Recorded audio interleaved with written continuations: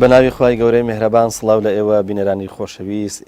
لە هەر شوێنێک کوردستان پرۆگرامە بینن خۆشحاڵم کە لەم دەرفەتەدا بە خزمەت ئێوەی خۆشەویست گەشتمەوە. ڕوانگەی ئەم جارەمان خۆشەویستان قسەکردە لەسەر بابەتی ڕۆشنگەری و هەروەها بابەتی دیموکراسی و هەروەها تایبەت بە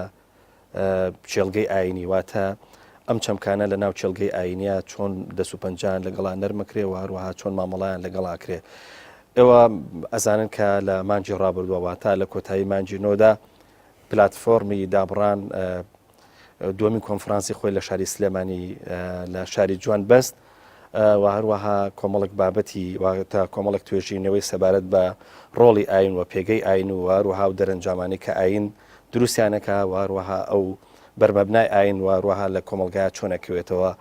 قسەباسێکی زۆر کراوە چەندان توێژینەوە پێشکەش کرا. بەر لەوە ئێمە ئەم بابەتە ڕەت بکەینەوە یاخود لەگەڵ یابین ئەمانەوەی قسە لەسەر ڕۆڵی ئەم جۆرە لە کۆنفرانسەکان بکەین و هەروەها دیسان هەر لەو ڕۆژەدا کۆنفرانسێکی تر بەڕێوە چوو بە ئەویش قسەکردن بجارێککە لەسەر ڕۆڵی ئاین بەس بەو مانایی کە ڕۆڵی ئاین چۆنەڵی مامەڵەکردن لەگەڵ بابەتە تون و تیژەکان و هەروەها شێوازی مامەڵەکردنی ئاینی ئیسلام لەگەڵ ئەو پێدراوانەی کە دوهجار جۆرێک لە تون و تیژی دروستەکەن. ئەم دوو کۆنفرانسە ئەمانەوێ قسەی لێ بکەنەوە بە تایبەتیژە و کۆنفرانسی یەکەمەی کە باسمان کردکەوی بریتی بوو لە پلتفۆرمی دابڕان بە میوانداری زۆر بەڕێز دکتۆر موسەنا ئەمین شارەزا لە بواری فکری ئیسلامی. کاک دکتۆر زۆر بەخێر بێت. کاک دکتۆر ئەگەر بە پرسیارێکی زۆر سادە دەست پێ بکەین ئەوە بوو کە معلومی جەنابتە کە لە مانجی ڕابردووە ئەوەی کە پێگوترێت پلتفۆرمی ئاینی یاخود ئەوەی کە پێگوترێت بە دروشمی ئەوەی کە پێگوترێت دابڕان بە دروشمی ئاین بۆ تاکو و هەروەها دیموکراسی بۆ هەمووان دووەمین کۆنفرانسی خۆی لە شاری سلێمانی بەست و هەروەها کۆمەڵک توێژینەوەی پێشکەش کرد و ئەم توێژینانە هەندێکیان یاخود دەکرێت بڵێن زۆرینەیان ئەو کەسانە پێشکەشیان کرد کە لە دەرەوەی هەرێمی کوردستان هاتبوون واتە ئەو پێشکەشکارەکان یاخود با بڵێن ئەوانی کە توێژینەوەکانیان ئامادە کردبوو ئەگەر خەڵکی کوردستانیش بن زۆرترن ئەوانن کە لە خۆراواژین و بە تایبەتیش خەڵکی عەرەب و خەڵکی بیانیشی تیابوو تۆ بە شێوەیەکی گشتی قسەت لەسەر ئەمە چییە؟ سەرەتا زۆر سوپاس بۆم دەرفەتە سڵاوی ڕۆژم بۆ بینەرانی بەڕێز. بە قەناعەتی من دیاردەیەکی سروشتیە کە ئەو هێزە ئایدۆلۆژی و فکرە جیاوازیانە بیانەوێت لە ئیتاری کۆنفرانسێک کابیر و بۆچوونەکانی خۆیان ڕێک بخەن و مەسلەی پرسی پەیوەندی ئاین بە تاکو بە کۆمەلگاوە پرسی دیموکراسێتیش دووبارە بە تاکو بە کۆمەلگا دوو پرسی جدین بەس ئەوەی کە جێگەی پرسیارە ئەم دابڕانە کە بەڕێز کاکمەلا بەختیار ڕێکی خاو و دینەمەوەی جوڵاندنیەتی یعنی نە ئاینی بۆ تاک هێشتووە و نە دیموکراسێتیشی بۆ هەمووان هێشتووە. چۆنیانی؟ یعنی لەسەر مستەوای کە تۆڵی ئاین بۆ تاک واتە ئاین بۆ تا گرنگە هەروەکو چۆنەڵی دیموکراسی بۆ کۆمەلگا واتە دیموکراسی بۆ کۆمەلگاش گرنگە. باشە لەسەر مستەوای ئاین بۆ تاکیەوە ئاینتان بۆ تاک نەهێشتووە هەر کەسێ لە ئێوە نزیک ببێتەوە یعنی ئەگەر ڕەنگە واز لە ئاین شێنێ و سوکایەتی بە ئاینی شەکان دەجار و ئەو ناوەندانی کە ئەوان تیا کارەکەن لە ڕاستیە ئەو ڕێز و حرمەتی پێویستە بۆ ئاین نایپارێزی وەکو پێویست و دیارە مە ڕوتێکی فکری ئەوەی کە ئێستا دابڕانی دروست کردو ڕوتێکی فکری هەمیشە دژ لەگەڵ ئاین بووە و ئاینی بە بەشێک لە کۆنەپەرستی و بەشێک لە دواکەوتن و بەشێک لەوانە ڕەنگە ئێستا لە ئەنجامی سیاسی بوون و بەرپرسبوون لە کۆمەلگاوە پێویستی ئەوان بە ڕایگشتی وای کردو کە ئەوان نەوعێک لە مجاملە لەگەڵ ڕایگشتیەکەن سەبارەت بە ئاین بەس ئەم گروپەیش وەختێک تەبانە بوو لەگەڵ ئاین و ئاینی بە بەشێک لە کۆنەپەرستی و مێژوو زانیوە و هەوڵیشی داوە کە ئاین لە کۆمەلگا لە تاکەکان بسەنرێتەوە هەروەکو ئەم ڕەوتە بەداخەوە لە دوای ئەوەی کە بوو بە دەسەڵاتدار یاخو با بڵێن بوو بە جوزئێک لە دەسەڵات لە هەرێمی کوردستان هیچ وەختێک دیموکراسی نەبەخشیوە بەم کۆمەلگایە و ئەو پارێشکەم دابڕان و دۆبڕانەی پێ ڕێگەخرێ لە ئەسڵا پارێکی حرامە لە ئەنجامی گەندەڵیەوە بەرهاتوە ئەو گەندەڵی کە پێویستە دیموکراسی دژی بوەستێ لەبەرەوە گەر بە پێوەرەکانی ئەم ڕەوتایە ئەم گروپە لێرەشە ئەمە مەقسوود پێی کەسێکی دیاریکراو نییە بەزەم گروپی کەم چالاکیانە ڕێکەخەن ئەگەر ئیمتیحانێکی خۆیان بکەن لەسەر ئاستی تاک چەنێ ئایندارن و لەسەر ئاستی کۆمەلگاش چەنە دیموکراسین من قەناعەتم وایە دەرەنجامەکانی هەر لێکۆڵینەوەی لەم بوارە کارەساتبار دەرەچێ تۆ لە کاتێکا باسی دیموکراسیەتەکەی کە تۆ باوەڕت بەوە نییە حیزبەکەی کە ئێستا شەریکی حکومتە لە دەسەڵاتە کە لە سلێمانیە بەلانی کەم کە گۆڕانە کورسێکی لە تۆ لە ئەنجومەنی پارێزگا زیاتر بوو بەس تۆ ئامادە بووی بە هەڕەشەی فیشەکە ڕەشە لەو کەسە بکەی کە دەنگ بە گۆڕان بدا لە بەروی پارێزگاری سلێمانی وەرگێ ئەمە چ تەسلیم بوونێ کە بە دیموکراسیەت تۆ کایەکانی ئەم وڵاتت هەتا ئاستی بەڕێوەبەری قوتابخانەیەکیش کۆنتترۆل کردو تەنها بۆ یەک حیزب و بۆ ماوەی 20 ساڵ زیاتر ئەمە چی باوەڕبوونێ کە بە دیموکراسیەت تۆ لە هەرچی بەڵێنە انتخاباتیەکان تا هەیە امتحانی بکەن لە 100 یعنی ئەکەوی و داهاتی ئەم وڵاتە هەمووی لە دەستی دووچە کۆمپانیایە کە سەر بە حیزبە و هەموو توانەکانی حکومەتی ئەم حکوومەتە لە دەستی حیزبە و هەتا توانیتان لە شەڕی ناوخۆچیتان کرد و ئێستا چیەکەن بە داهاتی ئەم وڵاتە و چیەکەن بە دیموکراسی بەس کاک دکتۆر لەبەرەوە منەڵێم ئەم دروشمانە شتی گرنگن بەس کێ باسیکە ئەبێ کێ باسیکە لە ڕاستیە کاک مەلا بەختیار لە بیری چووکە ئەو کەسێکی ڕۆشنبیر و فەیلسوف و ئەکادیمیست و ئەوە نییە کەسێکی سیاسیە کەسێکی سیاسیەوەتە بەرپرسیارە لەم وەزعی کە ئێستا هەیە لەم کوردستانە بە هەرچی نەنگی و شەرمەزارەکانی و هەیە ئەگەر بە شتێکی باش شێوتیا بێر بەرپرسیارە بە باش و خراپە ئەو بەرپرسیارە ئەوەی ئەبێت دیموکراسیەت با بە خەڵک هاتووەڵێ بێ دیموکراسیەت هەبێ ئێبیە بە خەڵک فەرموو دکتۆر جان ئەوە پاساویان ئەوەیە کە کاڵن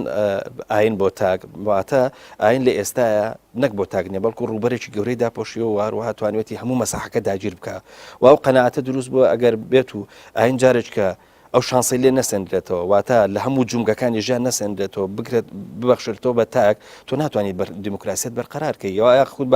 بەمانایەکی تر ڕۆشنگەری دروست نابێ بەم شێوازە قسەکە لەسەر ئەمەیە کاڵن گەڕانەوەی ئاین بە مەرجعکردنی لای تاک بۆ ئەوەی دیموکراسیت لە کۆمەلگای گەڵاڵە بێ ینیش لانی کەم شوێنی بگرێتەوە ئەمە نەوعێکە لە سەفسەتە و یاریکردن بە وشە و بەو شتانە دین بۆ تاک جارێ ئایا دین هەر تەنها بۆ تاکە هیچ پەیوەندێکی بەکایی کۆمەڵایەتی و حکومڕانی و ئەمەوە نییە ئەمە خۆی پرسیارێکە ئەبێ پسپۆڕانی ئاین جوابی بنەوە نەک پسپۆڕانی سکیۆلاریزم و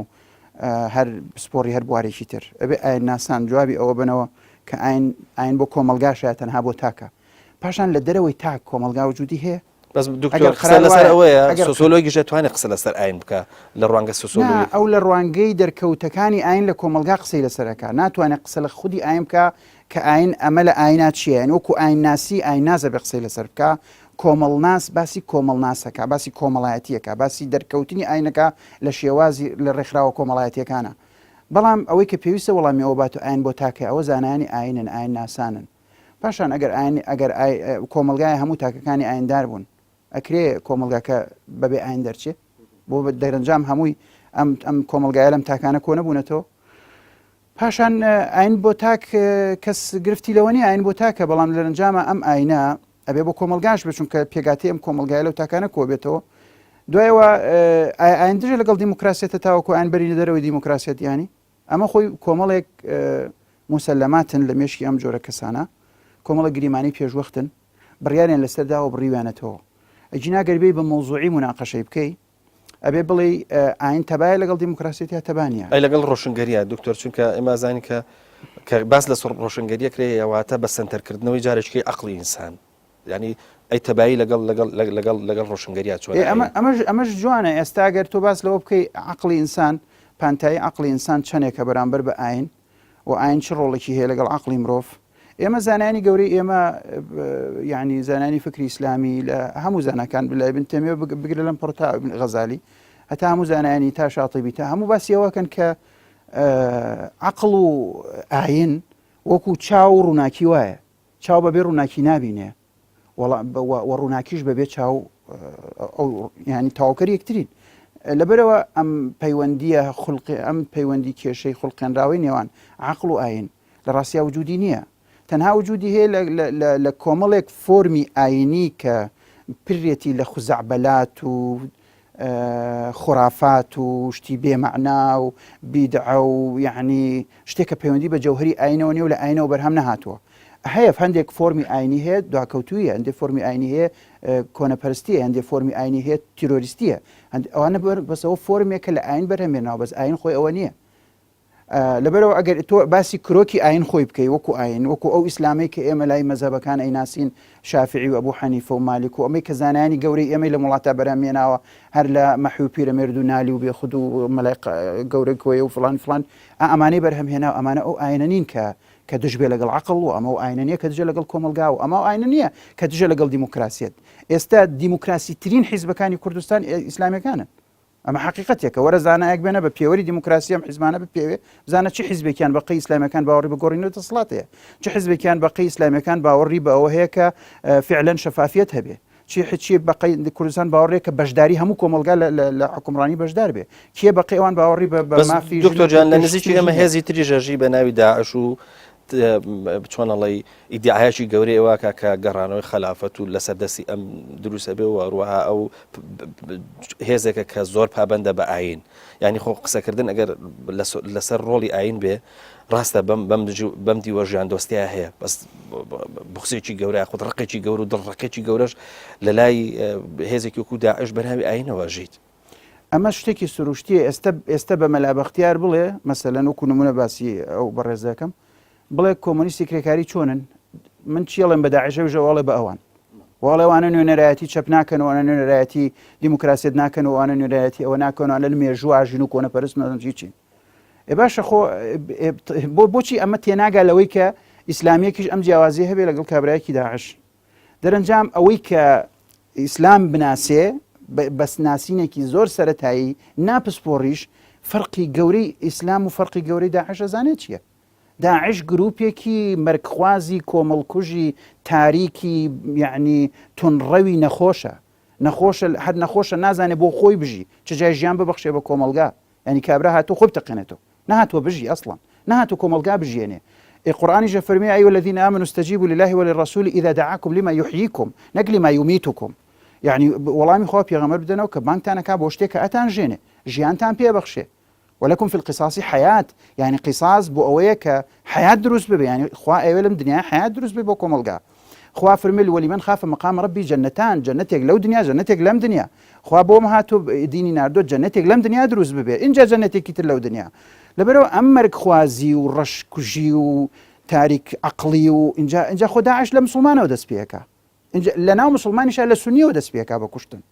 هر کەسێک لەگەڵ ئەو گروپە تیرۆریستیە نەخۆشە کۆمەڵکوژەوە نەبێ ئەمانە هەر بە مرۆڤیشی نازان بە مسلمانیشی نازانن کێ هەیە لە دنیا زەڕێ وجدانی هەبێ بڵێ داعش ئیسلامە هەر لە سەرۆکەکانی ئەوروپاوە کە خوتبەدەن لە ئۆباما وەڵێ ئیسلام نییە هەتاوەکو بێتە سەر مناڵێکی ئەم کۆمەلگای ئێمە تۆزە لە مزگەوت فێری دین بوو بێزانێەوە ئیسلام نییە جاوەگەر ئیسلامە ئێمە بۆ وەکو داعش نینیانی ئەی نەک ئێمە ئەی سەدان حرەکات و بزوتنەوە ئیسلامی لەم عالەمایە بۆ اینجا شتێکت پێ بڵێم ئێستا خەڵکێکە بوو تەپڵیەوەی لێدا ئیسلامەکان کۆتان پێ بۆ 38 هەمین جار لە تاریخی کۆیتا قوتابیانی ئیسلامی ئیخوان ئەبنە یەکەم لە انتخابات کرایەوە لە حزبی عەدالە و تەنمێت لە تورکیا بوو بە یەکەم حزبی عەدالە و تەنمێت هەفتەیە لەمەوە پێش لە مەغریب بوویەوە بە یەکەم و هەروەها لای کوێن ئێستاش بۆ جارێکی تر ئیسلامیەکانی ئوردون و ئیخوانەکان هاتن بۆ ئەوەی کە کۆمەڵێکی زۆر کورسیەکانی پەرلەمانی ئوردونی جارێکی تر متمانی شعبی ئوردونی وەرگرنەوە انتخاباتی مصر سلماندی هەموو شوێنەکانی تر لە هەر کوێ انتخاباتێک ئیسلامیەکان باشام ئیسلامیانە بۆ داعشنین ئەمانە بۆ لە چوارچێوەی دیموکراسیەت کارەکەن ئەم خۆ خەڵەتاندنە یا خەڵک خەڵەتاندنە ئەمەی کە تۆمەتی تیرۆر و نادیموکراسی بوون دەی لە هێزە ئیسلامیەکان ئەمە خۆ خەڵەتاندنە خەڵکی تر بمبورەگە ڕێگەی من بێ ئایا دین بووەتە گرفت بۆ دیموکراسیەت فعلەن لە کۆمەلگای ئێمە بۆتە گرفت بۆ کۆمەلگا تا ئێمە بڵێن دین بەس بۆ تاک بێ ئێمە ئەسڵەن جوانێک لەم کۆمەلگایە ئێمە هەیە بە دینەوە ماوە هەر لە سدق و دەستپاکی و سەبر و تەحمل و ئەمانەوە بە دینەوە ماوە لەناو ئەم کۆمەلگا هەتا هاوکاری کۆمەڵایەتی تا ڕێز و احترام گەورە و بچووک خوشک و برا ژن و مێرد بەمەوە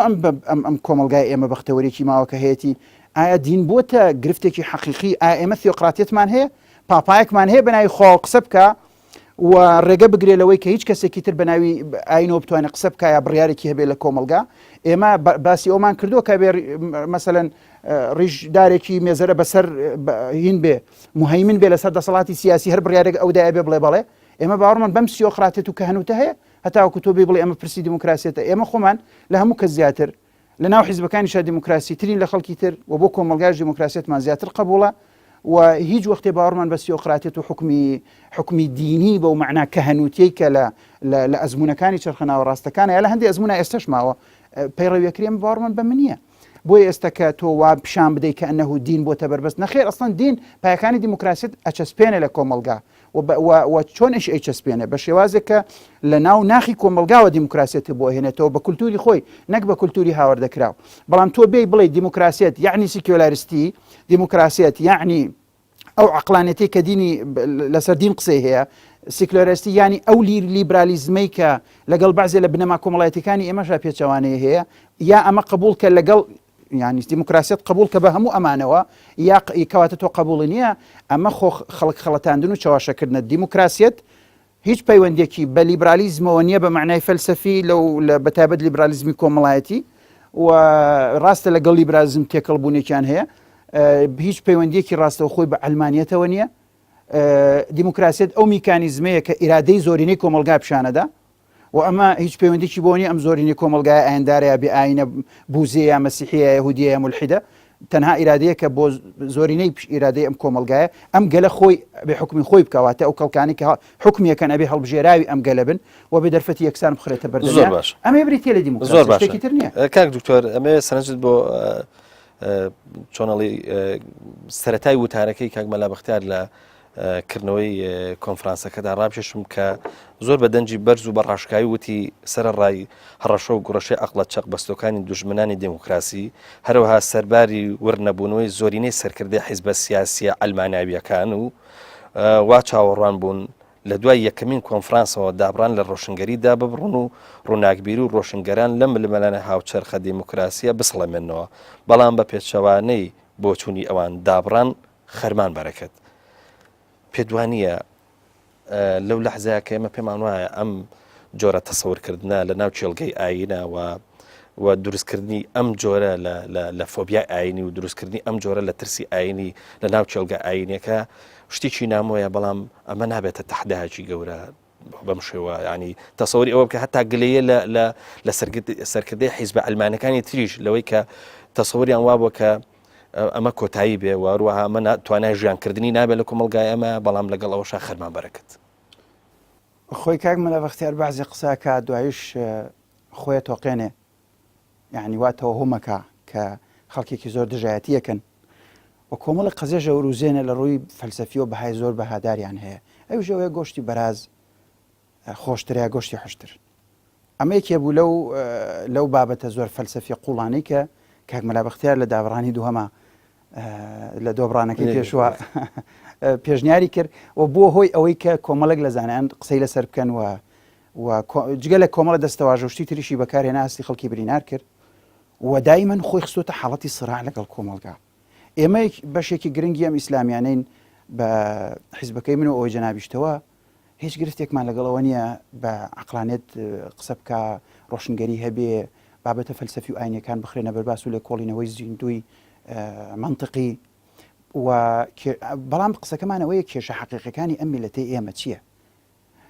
ئەرکی ڕۆشنبیران و ڕۆشنگەران و ئەمانەی کە و بەڕێزی باسییانەکە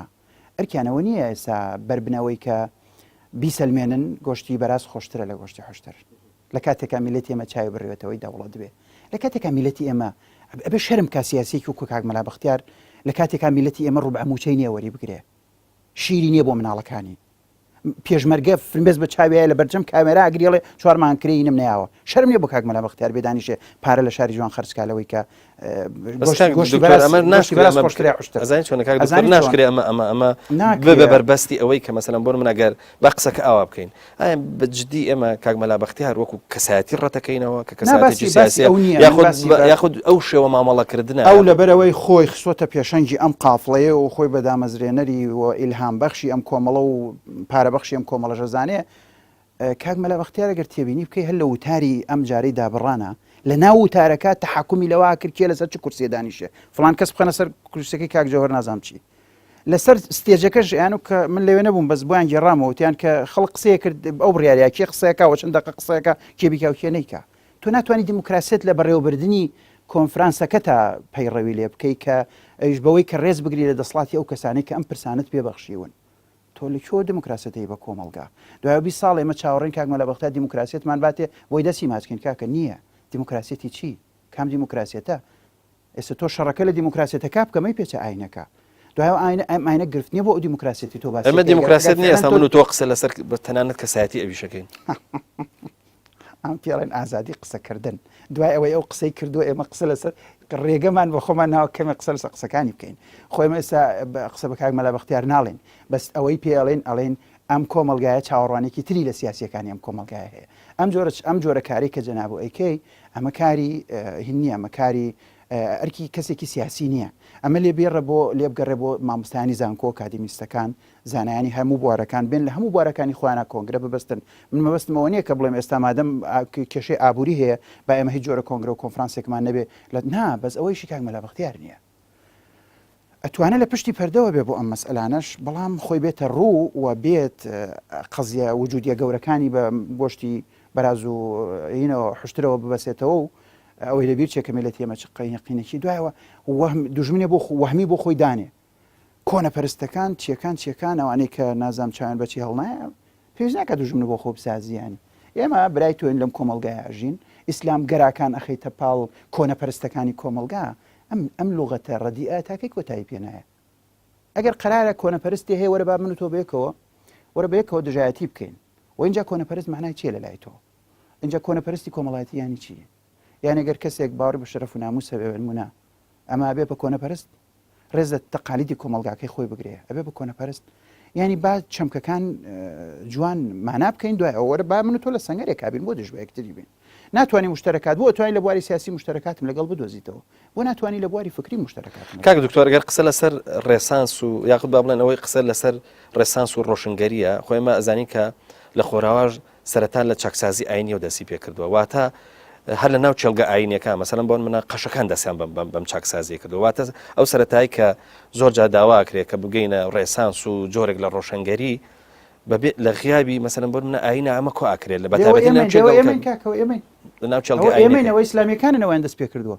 یعنی ئیسلامیەکان ئێستا سەرەتایی پێشکەوتنیم کۆمەلگایان دەست پێ کردووە بەوەی کە چاکسازیان لە بیری ئاینیان کردووە بەوەی کە کۆمەڵێک خوڕافات و قسەی بێمەعنا و پڕوپوچ و خەیاڵاتیان فرۆشتۆ سەردەمێک بە خەڵکی بە نەزانی هەندێک لە زانایان و ئاین خوازەکان بە نەزانی بەزانین بە تێکەڵبوونی ئاین لەگەڵ کۆمەڵشتی کولتوری ناپەسەند ئەوەی ئیسلامیەکان ئەو کارا کردووە و هەر ئەوانیش دەتوانن ئەم کارە بکەن. ئەگەر قەرارە لە ریفۆرمی ئاینی و دەست پێ بکات ریفۆرمی ئاینی نابێ مولحید بیکە. ریفۆرمی ئاینی من بەوسم لێرانی بەڵام کاک مەلا وەختیان مولحیدە کێ مولحیدە بەس کەسانێک کە خوێن زۆریشیان هەیە بخۆڵە من مولحیدم باوەڕم بە ئاین نییە ئاینی مەسیحی و ئیسلام لای من یەکشتە یا یەهودی و ئیسلام لای من یەکشتە و مافی بەرحاڵەوە قسەی خۆیەتی ینی مەبەستمەوەیە کەسێک کە لە ئاین نازانێت پسپۆر نییە لە ئاین و ئایندار نییە خەڵکی ئایندار قسە لە کەسی قبول ناکەن ئایندار نەبێ و هەر لە ڕووی پسپۆری زانستیشەوە چۆن کەسێکە شارەزای ئاینی ڕێگە بخۆیدا لە ئاینە قسە بکە یعنی من ئەگەر پسپۆری بوارێک نەبم چۆنە بەرەگە خۆم بەم لەو بوارە قسە بکەم. لەبەرەوە ئەمە ئەگەر قرارە ئێمە بە قۆناغە مێژوەکانی ئەوروپا تێپەڕین ئەوە بەڵێ من ئەڵێم ڕۆشنگەری پێ ئەڵەی پێشکەوتنی پێ ئەڵەی دیموکراسی بوونی پێ ئەڵەی بە ریفۆرمی ئاینی دەست پێکا و ئەوە ئیسلامیەکان ئەو ریفۆرمە ئاینیان لە زۆر دەست پێ کردووە هەر بۆ خۆی کاک مەلا بەختیار بێنە بڵێ 20 ساڵ پێش لە ئێستا ئیسلامیەکان چی وەزعێکی ئاینی چی خیتابێکی ئاینی هەبوو لەم کۆمەلگایە دوای هاتنی ئیسلامیەکان ئەم خیتابە ئاینە چۆن پێش کەوتووە. بەس ئەو لەوانێت تێبینی لەسەر ئەوە بێ ئەم خیتابە ئاینیە بەشێکیشی سیاسیە لە ڕووی کورسیەکانی ئەوە مشکلەیە لە ڕووی دەنگەکانی ئەوە مشکلەیە لە ڕووی پێگەی سیاسی ئەوە مشکلەیە ئەمەیان قەزێکی ترە ئەمە بتوانانی بە خصومەتی سیاسی سەیریکەی بەس لە ڕوویەکی ترەوە سەیریکەیسە ئیسلامیەکان خۆیان پێشەنگی ئەوەن کە ئافرەت بێنن بۆ ناو کۆمەلگا بیهێنن بۆ جێگەی بڕیار بیبن بۆ ناو پێشکەوتن و قوتابخانەکان ئەمە کێ کردوێتی خۆمە مولحیدە نهاتووە ئەمە بکە کۆمۆنیستی کرێکاری ئەمەی نەکردووە ئەمە ئیسلامیەکان خۆیان کردووانە یەکەمین ئەو کەسانی قوتابخانیان بۆ کردنەوەی فکر و عەقڵداناوە لە وڵاتە ئیسلامیەکان خۆیان بوون ئەلمانیەکان ئیشیان کردووە بەس ئیشیان لە بواری خۆیان ناکردووە لە بواری ئاینە نان کردووە و چەپەکان ناتوانن لە قسەی ئاینی بخەنە بەردەم کۆمەلگا قسەی ئاینی نوێ ئەوە ئیسلامیەکان نتوانەوە بکەن لەبەرەوەگەر قەرارێ تەقلیدیە و مێژووی ئەوروپاش بکەین ئێوە ئیسلامیەکان خۆیانە نتوانن ئەوە بکەن و ئێستا فەرموو بە هەر کەسێکی بە وجدان هەر لێکۆڵەرێکی بە وجدان بێنە بڵێ خیتابی ئیسلامیەکان بەرامبەر بە پێشکەوتن بەرامبەر بە ژن بەرامبەر بە ئازادی بەرامبەر بە دیموکراسیەت بەرامبەر بە چاکسازی کۆمەڵایەتی بەرامبەر بە دژایەتی گەندەڵی چۆن پێشکەوتو چۆن هاتووتە پێشەوە. کاک دکتۆر ئەمە ئەو پرسیارە بە جۆرە لە جۆرەکان وەڵامی شدایەوە بەڵام دەمەوێت جارێک کە تەرکیزی بکەمەوە سەر بە شێوەیەکی تر بیکەم ئەویش ئەو مەوزوعی خودی دابڕانەکە خۆیەتی کە تەرکیزی زۆر لەسەر ئەوەیە کە هەتاکو مەسەلەن بۆن منە بە جۆرە لە جۆرەکان ئاین لە کۆمەڵێک پێدراوی تر نەبڕین دیموکراست ناتوانێت مامەڵە لەگەڵ ئەم کۆمەلگایە بکە و هەتاکو دیموکراسەتیش ناتوانێت ئەم جۆرە مامەڵە بکەوە ئەم بەرقەرارێ دروستکە ئێمە بە جۆرە لە جۆرەکان ناگەین بە ڕۆشنگەری واتە ڕۆشنگەریمان بۆ دروست نابێ قسەی دابڕان زۆر لەسەر ئەمەیە زۆر لەسەر ئەوەی کە ئاین ڕاستەکەی کە حەد دروشمەکە دیارە ئاین بۆ تاک یاخی مازانی ئەمە یانی چی واتە لە کای کۆمەڵایەتێکە بەو شێوەیە حەیەی کە ئێمە ئازانین بەو شێوە بەرفراوانی کە هەیە دابڕان ئیشی ئەوەیە کە مەسەلەن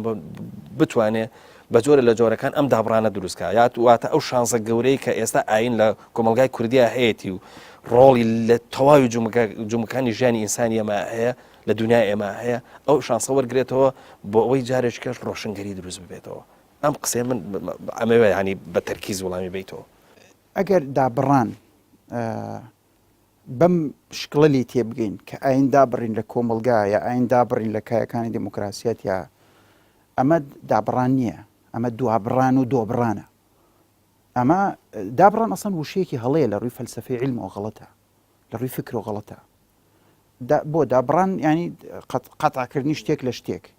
تۆ شتێکی ئەبستراکت نییە بە ئاسمانەوە بەسرابێتەوە هەر بە ئاسمانی شۆ بەسرابێتەوە تار بە شتێکەوە بەسراوەتەوە شتێک نییە دابڕاو بێت لە فەزایەکی نەبەسراوا بژی ئێمە هەرچیمان هەیە ئاین کە لای خوای گەورەوە هاتووە ئەوە شتێکی ئەبستراکت بووە بەس کە هاتووتە سەر زەوی دراوە بە پێغەمبەری خوا صلی الله علیه وسلم ئیتر لە دوای ئەوە ئاین بە معنای پیور نەماوە بووەتە ئاین و مرۆڤ ئاین و تەطبیقاتی مرۆڤ ئاین و قۆناغەکانی مێژوو ئێستا ئێمە بۆی ئەڵێن ئێستا ئێمە ئەبێ فکری ئیسلامی پێش بخەین بەردەوام چونکە بۆ فکری ئیسلامی یعنی ئەو ئاینە پیورە جوانە بە تێکەڵبوو لەگەڵ قۆناغە مێژوویەکان و تێگەشتەکانی مرۆڤ و توانە سنووردارەکانی مرۆڤ و سەردەما ئەبێ ئەم توانایانە بەردەوام پێشکەون چکە مرۆڤ پێشەکەوێ بێ فکری ئیسلامیش پێشکەوێ فکری ئیسلامی نەک ئیسلام ئێستا ئێمە هیچ زانستێکمان نیە دابڕاوە بێ لە زانستێکی تر بنمونە علمی اجتیماع ئێمە علمی اجتیماعی هەر ئەو باسی سۆسیۆلۆگ گشتیجە کرد جەنابەت ئێمە علمی اجتیماعی دینیمان هەیە ئەوە یعنی ڕەبتی کردووە لە بینی کۆمەلگا و دین علمی اجتیماعی سیاسیمان هەیە ڕەبتی کردووە لە بینی علمی اجتیماع لەگەڵ دەسەڵاتی سیاسی و لەگەڵ تەنزیماتی سیاسی علمی اجتیماعی سەناعیمان هەیە ڕەبتی کردووە لەگەڵ سیناعە هەرچی دیاردێک لەم کۆمەلگا هەیە سۆسیۆلۆجیەکی خۆی هەیە کۆمەڵ دەروون ناسی ئێمە دەروون ناسی سیاسیمان هەیە دەروون ناسی ئابووریمان هەیە دەروون ناسی ڕاگەاندنمان هەیە دەروون ناسی ئاینیمان هەیە هەموو ینی علمێک لە دینیشە ئێمە فقهمان هەیە عەقیدەمان هەیە شەریعەمان هەیە زۆد و تەسەوف و ئەخلاقمان هەیە یعنی بەتان و پۆی کۆمەلگا ئاینە چێتە خوارەوە لە هەموو شوێنێکا زانستێ بەرهەمێنێ ناوێکی دیاریکراوی هەیە کاتێک کە باسی حەڵاڵ و حەرام و تەسەڕوفاتی مرۆڤ و عیبادەتە باسی فقها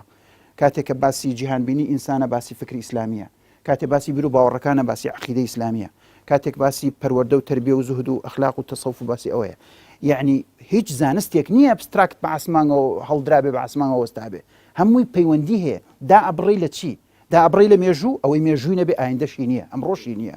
لەبەرەوە چی دا ئەبڕی لە چی وشەکە ئەسڵە نەزانی چییە هی سەردەمی چەپە تونڕەوەکانە کە باوەڕیان بە هیچ نەبوو دوای خۆیان بۆیان دەرکە و سەریان لە هیچەوە دەرچوو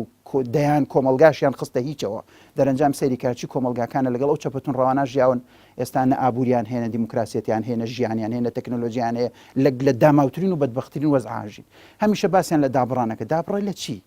نابێت دابڕی لە کۆمەلگای خۆت نابێت دابڕی لە کولتور نابێت دابڕی لە ئاین نابێت دابڕی لە کۆمەلگا نابێت دابڕی لە سیاست نابێت هیچ مەفهومێک بەدابڕاو لە چەمکەکانی تر سەیریکەی لەبەرەوە کەسێ بچووکترین تێگەشتنی لە فەلسەفەی علم هەبێ ئەزانێ حل لە وشەی دابڕانەوە غەڵەتە ئەمە هەر وشەکە غەڵەتە ئەسڵەن وشەکە غەڵەتە بیناکراوە لەسەر هینێک لەسەر ڕق دابڕان هی ڕقە من لە ڕقم لە تۆی لێ دابڕێم دابڕان هی معریفە نییە ئینسانی صاحب معریفە و تەقافە ڕقی نییە تا دابڕێ لە شتێک بەڕێزەوە سەیری هەموو شتێکە جوانەکانی لێ وەرەگرێ خراپەکانی لێدانێ ئیتر ئەمە دی فکری ئیسلامیە ئەمە فکری غەربیە ئەمە فکری مەسیحیە ئەمە فکری یەهودیە ئەمە فکری کوردیە ئەمە نەریتی کۆمەلگایە لە هیچ شتێک نابێت دابڕێ ئەبێ ڕێزی بگری وەک خۆی مامەڵی لەگەڵا بکە ئیجابەکانی لێوەرگەری سەلبێتەکانی لێلابەی ئەمە عقڵێکی معرفی تەندروستە نەک عقلی دابڕان و دۆبڕان و لە ئەنجامی شابێ بەدۆ زۆر باشە کاک دکتۆر چەند ڕۆژێک دوای کۆنفرانسەکە و ئەو کاردانەوەی کە لێ کەوتەوە کاک مەلەبەختیار دیسان لە وتارێکە کە لە ڕۆژنامەی چاودێرا بڵاوبەوە باسی لەو فیدباکە کرد لەو کاردانەوە کرد کە ئیسلامیەکان هەیان بووە لەگەڵ مەسەلەن بۆ نمەر پلاتفۆرمەکە هێشتا ئەڵێ ئەوان تەنانەت دەڵە بە جۆرێ لە نەزانی هاتوونە ناو ئەم بابەتەوە واروەها ئەو کاردانەوەیان هەبوو کە کاردانەوەی دروست نەبوو لەبەرچی لەبەرەوەی ئەوان خۆ حزوریان لە ناو پلاتفۆرمەکان نەبووە و لە ناو کۆنفرانسەکان نەبوون تاکو بزانن چی باس کراوە بەڵکو هەر لە سەرەتاوە هێشتا لە ڕۆژی یەکەمەوە هێشتا چۆنەڵی کۆنفرانسەکە بە تەواوی دەستی پێ نەکرد بوو توێژینەوەکان دانەبەزین ئیسلامیەکان کەوتنە دژایەتی کردنی ینی قسەکە لەسەرەوەیە ینی ئیسلامیەکانی هەرێمی کوردستان با بڵم کەم چکڵدانان یاخود با بڵێن پرسیاری وەڵامی پرسیارەکانی ئەم چۆنەڵی ئەم ساتە وەختیان پێ نییە یاخود هەر حەزەکان مەسەن بۆ نمونە کە شتێک لەو بابەتانە گوزەرێ هەر دژایەتی بکەن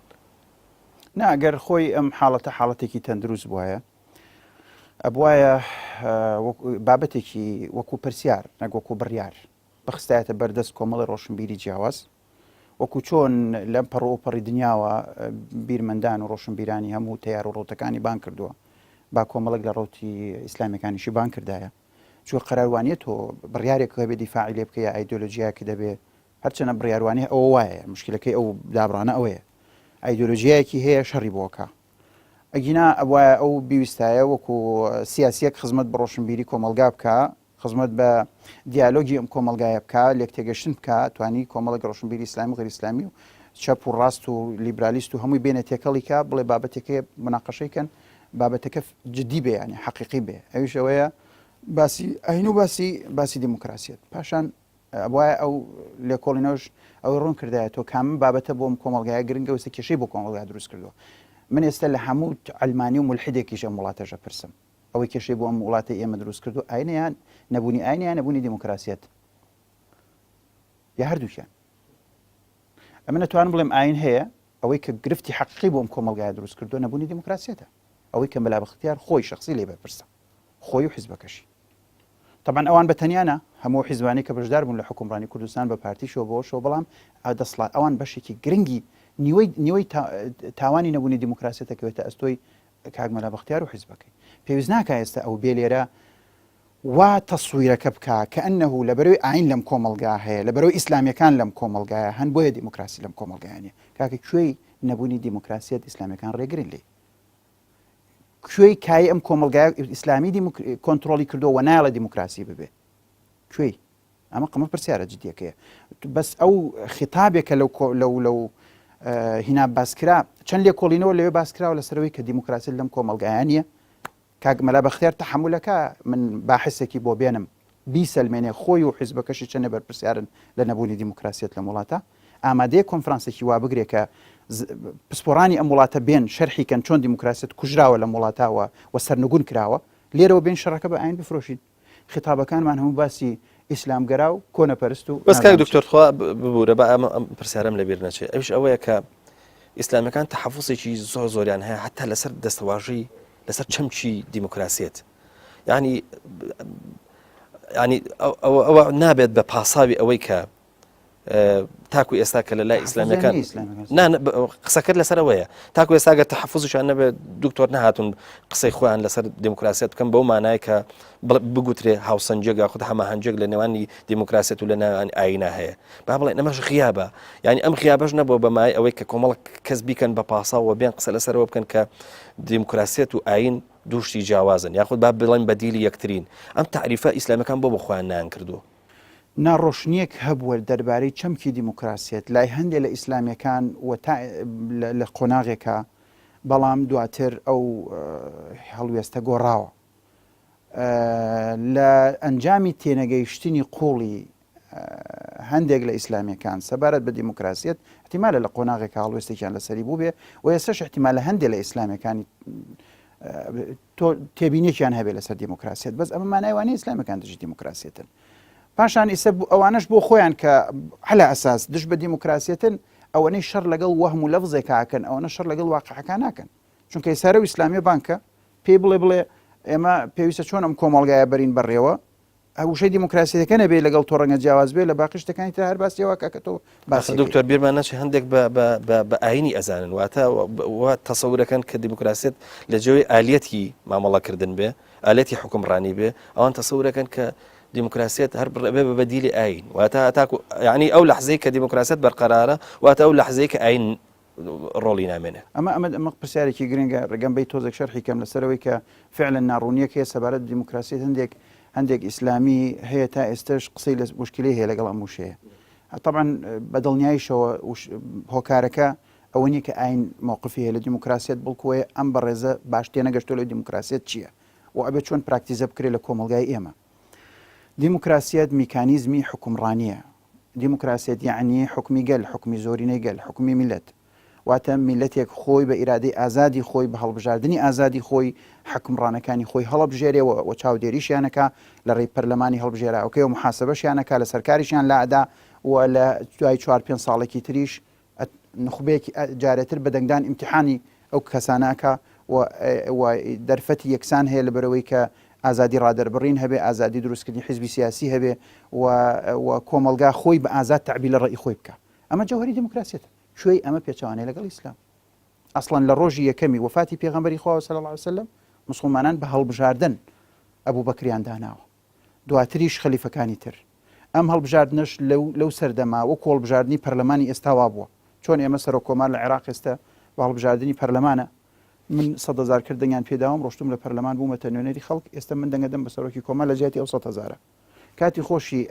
ئەهلی حل و عقدی مسلمانان خەلیفەکانیان هەڵبژاردەوە دەنگیان بۆ داون، حتا لە سەردەمی هەڵبژاردننی عوسمان و عەلی ئەڵێ عەبدوڕەحمانی کوڕی عەوف چوو لە خێمەکانە بە دوای بژنێکی هینی شاگەڕا کە لە ماڵی خۆی حەبس کردو بۆی لێی بپرسی عەلی تەوێ یا عوسمان تەوێ. یعنی ئەم مەبدەئی ئەوەی کە میلەت ئەبێ خۆی بڕیاری چارەنووسی دەسەڵاتی سیاسی خۆی بە خۆی حکمڕانەکانی خۆی هەڵبژێرێ و محاسبەشیان بکە و هەموو حکمڕانەکان لە بەردەم یاسا بەرپرس بن و هیچ کامیان لەسەر و یاساوە نەبن و ڕێگە بە گەندەڵی نەدرێ. ئەم چەمکە دیموکراسیانەی کە ئێستا سەردەمە باسییانەکە ئەمە ڕیشکی زۆر قوڵی لە ناو ئیسلامە هەیە. لای ئێمە مەسەلەن لە ئەدەبیاتی ئێمە هەمیشە بە فەنڕەمان ڕاوەکان وتراوە عامل و ئەجیر، عامله على المدينة عامله على الكوفة، يعني کرێکاری ئەو خەڵکەیە، یعنی ئەوەی کە بێتە بەرپرس کرێکاری ئەو خەڵکەیە، ئەو خەڵکە مافیانە لێ بپێچنەوە لێ هەل لە ناو ڕۆژی یەکەمی خوتبەکەی حەزەتی ئەبوو بەکر إني وليت عليكم ولست بخيركم فإن أحسنت فأعينوني وإن أسأت فقوموني. لم مبدأەوە لەمە دیموکراسیەت کوێیتە زیاتر کە دەسەڵات مقدس نییە، هەڵبژێراوی خەڵکە هەڵی کرە بێ ڕاست کرێتەوە، ئەبێ لەژێر چاودێریا بێ، ئەبێ دەنگی پێ بدرێتەوە دووبارە. ئەم بنەما دیموکراسیانە تاکە اینجا غیرەوە یەکێت لە بنەماکانی دیموکراسیەت قبولی جیاوازی. ئەم ئیسلامی ئێمە لەو ڕۆژەی هاتووە ئەڵێ یەهودی و مەسیحی خۆی حەق ناپەرستن، باش لەگەڵەوەشا کە لەگەڵ تۆ ژیان ئەبێ خۆیان کەنیسەیان ماڵ و سامان و حرمەت و ناموسیان پارێزی، ئەبێت تۆ بە حرەسی بخەوی بە دیاریانەوە ئەوانش ئەو عیبادەتە بکەن لە ناو کەنیسەکانە کە تۆ باوەڕت پێوە ئەوە خواپەرستی نییە، ئەبێت تو بیشیان پارێزی و بێ حرمەتیشیان بگری، ئەبێ وەکو براو هاوڵاتی سەیریانکەی. و هەروەها ئاینەکانی تریش لە هەرکو ئاینی هەبوو بێ مسلمانان بینی بێتیان زۆریان لێ نەکردون ئاینی خۆیان بگۆڕن، توانە مافی خۆتان وەکو خۆتان بە ئاینی خۆتان بمێنەوە و براو هاوڵاتی بن لەگەڵ ئێمە. ئەمەش بنەمایەکی تری دیموکراسیەت، بنەمایەکی تری دیموکراسیەت ئەگەر قەرار بێ ڕێزگرتن بێ لە ئافرەت چی دەقێکەیە لەسەر کەون. بەقی قورئان دیفاعی لە مافی ئافرەت کرد بێ و ئافرەتی یەکسان کرد بێ لەگەڵ پیا و ڕۆڵی یەکسانی دابێ بە مرۆڤ. لەبەرەوە ئەم بنەمایانە ئەگەر قرارە ئەمانە بنەما بن، دوایەوە دەسەڵاتی سیاسی فەسڵی سوڵتات ئەمە یەکتر لە مبادەکانی دیموکراسیەت. ئێمە هەموو خەتیبەکانی سەر مینبەرمان ناڵێ حەزەتی عەلی و جوولەکەیەک چوونە بەردەم قازی بە یەکەوە یەکسان وتی یا ئەبەلحەسەن وتی پێم بڵێ ئەبەلحەسەن پێم بڵێ عەلی، چۆن ئەوە بانکە منیش وا بانکە. ئەمە مەبدەئی ئەوەی کە حاکم خۆی قازی نییە، ئەوەی دەسەڵاتداری سیاسیە نابێ قازی بێ و ئەوەش یاسادا ئەنێ نابێ ئەوە بێکە خۆی دەسەڵاتدارە و نابێ ئەوەش بێکە قازیە. سیرەکەی ئومەتی ئێمە یاسادانان بەدەست کێوە بووە؟ بەدەست ئەهلی فتوا و ئەهلی علم و ئەهلی فقهەوە بووە کە ئەمانە حاکم نەبوون. ئەوەی حاکم بووە حکمی بەدەستەوە بووە، ئەوەشی قازی بووە قەزاوەتی بەدەستەوە بووە. ئەم مەبدەئی فەسڵی سوڵتاتە لە ئەلفی بێی تاریخی ئیسلامی و تا ئێمڕۆ مسلمانان باوەڕیان پێی بوو ممارەسەیان کردووە، بەس ئەگەر نەیانتوانی بێ ئەم مەبدەانە بەم شێوەیە ناو بنێن موەسساتی هەر بە عەمەلی هەموو ممارەسەیان کردووە. ئێستا بنمونە بەریتانیا دەستوری نووسراوی نییە، بەس دەستورەکەی لە هەموو دەستوری جێگیرترە. مانایوانیە کە ئێستا تۆ بڵێ ئەی بۆ ئومەتی ئیسلام کتێبێکی سەبارەت بە دیموکراسی نەنووسیوە ئەوای لێ ناون. دیموکراسی کەلیمەیەکی یۆنانیە، ئەمان لەناو خۆیانە ناوە شوورا، ناو ئیسلام و ئاوا جێبەجێیان کردەوە. ئەمە تاریخی ئێمە زۆر باشە. چۆن ئیتیهامی مسلمانەکرێ و ئیسلامەکرێ بۆی کە دژبێ لەگەڵ دیموکراسی. یەکشت ماوە ڕوونی کەمەوە کێشەیە لەگەڵ دیموکراسیت ئەوە هەیە پەرلەمان یاسادانێ. هەندێک بەڕێز وا ئەزان کە پەرلەمان یاسادانێ واتە حەڵاڵ و حرامە گۆڕێ و ئێمە زۆرینەیە کە هەڵبژێرین بۆ پەرلەمانی تر ئەوان هەرچیان بڕیارە بە بێجویان بکەین ئەگەر ئەوان حرامیان حەڵال کرێ بێمەش بە شوێن کاکە. پەرلەمان شوێنی یاسادانانە، شوێنی چاودێری حکوومەتە، شوێنی بەخشینی متمانەیە بە دەسەڵاتی سیاسی، شوێنی وەرگرتنەوەی متمانەیە، شوێنی حەڵاڵ و حرام نییە. حلال و حرام قضية دينية، قضية قانونية. يعني أجر شتيك قانون حلالي كرت حلال نابي، حرامي كرت حرام نابي. أو بو بڕێوەبردنی کۆمەڵگایە. پاشان ئەم دەسڵاتی پەرلەمانە ئەبێ لە دەستە ناو و دوو مەبدەئا ئیش بکە. مەبدەئی یەکەمیان بریتیە لە شەرعیەت، مەبدەئی دووەمیان بریتیە لە مەشروعیەت. واتە دیموکراسیەت بەبێ شەرعیەت و مەشروعیەت معنای نییە. شەرعیەت بریتیە لە چی؟ بریتیە ئەوەی کە پێڵەن لیژتیماسی. یعنی شەرعیەت ئەوەیە کە ئەبێ شناسی ئەو کۆمەڵگایە لەو دیموکراسیا ڕەنگی یابێتەوە. بنمونە شناسی دەوڵەتێکی ئەمریکی شناسێکی لیبرالیە، نابێ هیچ یاسایەک لە وڵاتە دەرچە دژ بێ لەگەڵ لیبرالیەت. ئەجینا سەد نەفرەتی لەکەنە لە یاسایە و هەوڵەدەن و بە شێوازی دیموکراسیش ئەیگۆڕن. شناسی کۆمەلگای ئێمە ئیسلامیە، نابێت لە ئەسڵا ئەگەر ئێمە حاڵێکی تەندروستمانە بێ و ئەمڕۆ نەبین کە ئێمە دیموکراسین و دیموکراسینین و حکوومەتین و حکوومەتیژنین و حیزبمان هەیە حیزبیژنیە و کۆمپانیامان هەیە کۆمپانیانیە و هەموو شتێکمان هەیە ئەوەی سەرۆکمانەیە و سەرۆکمان ئەمە نا. لە حاڵەتێکی تەندروستە پەرلەمانی وڵاتێکی ئیسلامی کە شەرعیەتی لە ئومەت و میلەتەکە و شناسەکەی خۆی وەرگرتووە نابێ یاسایە دەرکا پێچەوانە بێ لەگەڵ ئەو شناسە. بۆ ئەوەشی ئەمە ڕوونەدا ئەبێ لە دەستوری وڵاتە داینی وەکوشە لە دەستوری عێراقا هەیەڵێ هەر شتێک پێچەوانە بوو لەگەڵ ثەوابیتی ئیسلام هەر یاسایەک باتڵە. محکەمە لێ وەشێنێتەوە. شەرعیەتی ئەمە شەرعیەت. مەشروعیەتیش ئەوەیە کە بە طروقی قانونی خۆیان ڕۆیی بێ. یعنی لەگەڵت یعنی ئەوەی کە پەرلەمانەکە فعلا شەرعی بێ هەڵبژێراو بن و ئەم قانونە لە ناو پەرلەمانە ئیجراعاتی یاسایی و قۆناغەکانی خۆی تێپەڕاند بێ و محکەمەی وڵاتیش تاعنی لێ نەدا بێ بە نادەستوری چوو بێتە بواری جێبەجێکردنەوە. ئەمە ئیتر ئەم قانونە ئەبێ احترامی لێ بگیرێ. هەر ئیجراعاتێکی دیموکراسی مەشروعیەتی نەبێ یا شەرعیەتی نەبێ دیموکراسی نییە. ئەوەی کە خەڵکی ئێمە لێ ترسێ ئەوەیە کە تۆ یاسایە دەرکەی لەگەڵ مەشروعیەت لەگەڵ شوناسی ئەو کۆمەلگایە نەگونجێ. لە ئەسڵا ئەمە نابێ بۆ لە بەرەوەی پێچەوانەی لەگەڵ بنەمایشی دەست. زۆر باشە کاک دکتۆر بەخسەکە ترس نابێ هەبێ لە دیموکراسیت. دیموکراسیت بەعکسەوە دیموکراسیت دژە بە ئیستیبداد، دژە بەوەی کە دەسڵاتەکانی کۆمەلگا تێکەڵ ببن، دژە بەوەی شەفافیت نەمێنە، دژە بەوەی کە بنەماڵەیەک حیزبێک خۆی بکە بەخوا لەم خەڵکە و بێوێ هەموو بڕیارەکانی لەسەرەوەی خەڵک بن. ئەم دیموکراسیتە دژە بەم حاڵەتە، دژە بە شاردنەوەی ڕاستیەکان لە خەڵک. چۆن ئەبێ مسلمان چۆن ئەبێ کەسێک دڵسۆزیان میلەتە بێ دژ بێ لەگەڵ دیموکراسی من تێناگەم. کاک دکتۆر ئەوەی کە پێگوترێ ئیسلام بە شێوەیەکی گشتی کە ئێمە ئەڵێن ئیسلام واتە لە دەقەوە تاکو مەسەلەن هەموو مێژوو ئەو هەڵ و سوکەوتانی کە مسلمانێکیش کردوێتی. ئەمە بەمانای ئەوەیە کە بڤەیە کەس ناتوانێت قسەی لێ بکە و هەروەها ناتوانێت ڕخنەی لێ بگرێ یاخود ڕخنە لە بوارە ئاینەکە ئوسوڵی تایبەتی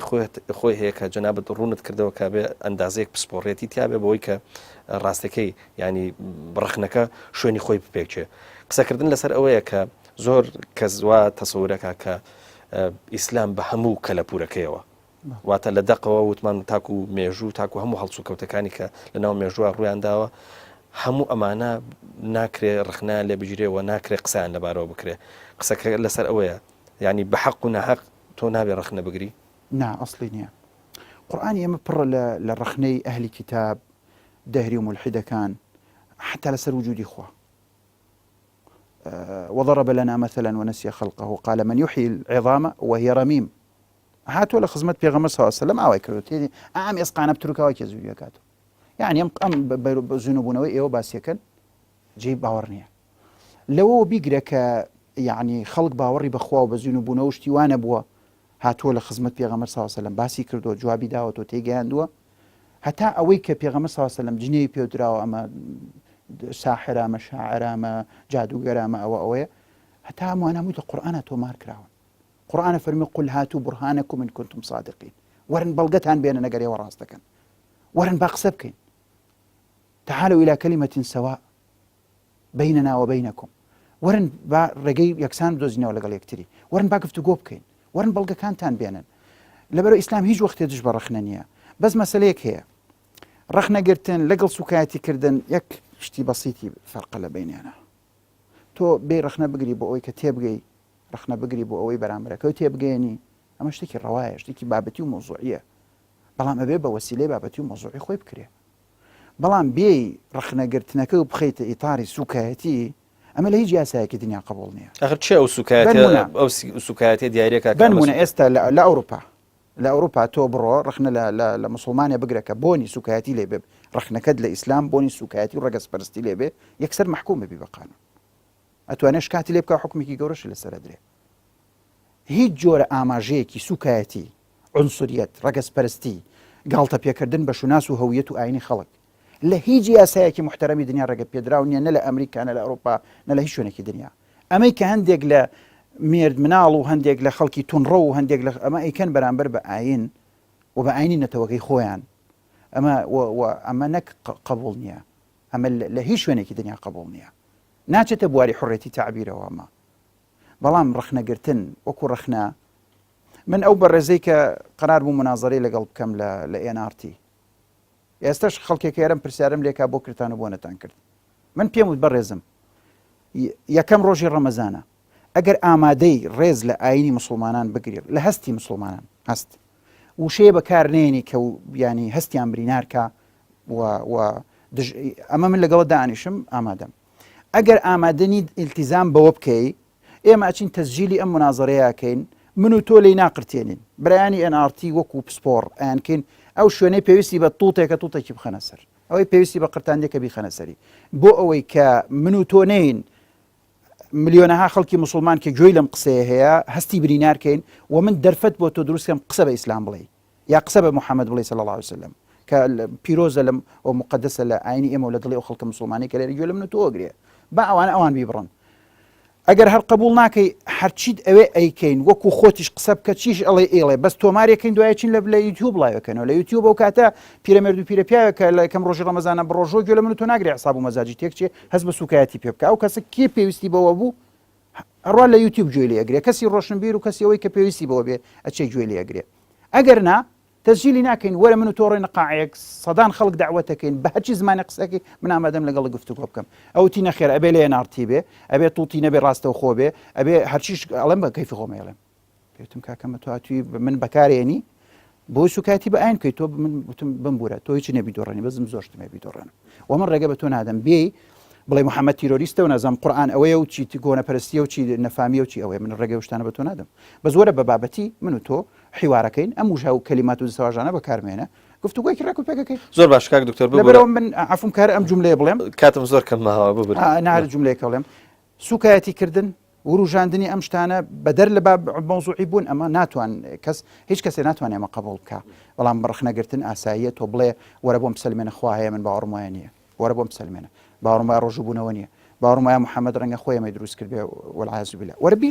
با مناقەشەیەکی مەوزوعی لەسەر بکەین مافی خۆت زۆر باشە کاک دکتۆر یەک پرسیارم ماوە ئەگەر لە ماوەی چەند خولێکی کە وڵامی بیتەوە زۆر باشە ئەویش ئەوەیە کە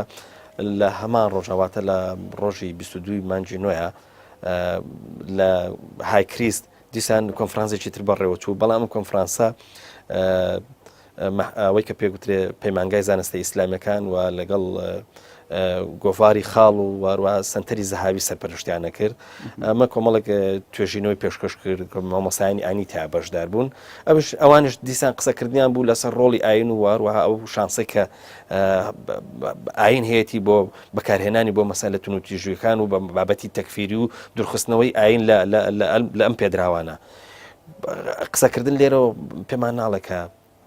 بەڕاست بەجددی لە دەوروبەری ئێمە یاخود با بڵێن هەتا ئەم لەحزەیە شتێکە گوزرێت کە مەترسی ئەوەیە کە ئاین بگوازرێتەوە و بەکاربهێنرێت بۆ بابەتە تونوتیژەکان مەترسی هەیە هەمیشە لە سەردەمی سەحابەکانە خەوارج دروست بوو بە پاساوی ئاینی بە تێگەشتنی غەڵەت لە ئاین هەزاران سەحابەی پێغەمبەریان شەهید کرد صلی الله علیه وسلم تا ئەم ڕۆژ کە داعش هەیە و بۆتە هۆی ئاوارەکردنی ملیۆنەها مسلمان و سەربڕینی هەزاران کەس و ئەو تاوان و جینایەتانی کە ئێستا ئەنجامێدا ئەمەش نمونەیەکە لەوەی کۆن هەمیشە ئاین ئەکرێ سەبەبێ بێ ئاوێکی زۆڵاڵ بێ بۆ ژیان بۆ بەختەوەری بۆ سەوزبوون و شینبوونی دنیا ئەشکرێ ئاو شەپۆل بێ لافاو بێ بۆ خنکاندنی خەڵک بۆ وێرانکردنی ژیان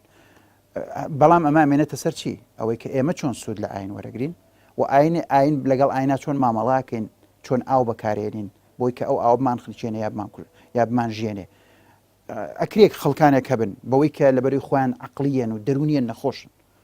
بێن لە بەرهەمهێنانێک بکەن لە ئاین کە نەخۆشی و کاولکاری بەرهەم بێنێ ئەم ئەگەرە هەمیشە بەردەوام بۆیە مسلمانان هەمیشە ئەبێگان لەوە بێ میانەڕەوی کە کرۆکی ئاینە و پەیامی گەورەی ئاینە و میکانیزمی تەندروستی تێگەشتنە لە ئاین نابێت لێ دەرباز ببن و نابێت تەجاوزی بکەن و هەمیشە ئەبێ بە کۆنفرانسی جیاواز بە خولی ڕاهێنان بە وتارەکان ئەم بیریمیانە ڕەوەی کە وکوتم میکانیزمی تەندروستی تێگەشتنە لە ئاین نابێ بێڵین بفەوتێ. زۆر بەڕێز دکتۆر موسەنە ئەمین شارەزا لە فکری ئیسلامی سوپاس دەکەین سوپاس کە وەڵامی پرسیارەکانی ڕەنگە ئەمجارە دایەوە. بەڵە خۆشەویستان لێرە گەشتینە کۆتایی ئەم پرۆگرامەش تاکو بێ گەشتنەوەیشی دیکە هەمووتان بەخوای گەورە سپێرم سوپاس بۆ جۆگرتن و بۆ بینەریتان سوپاس.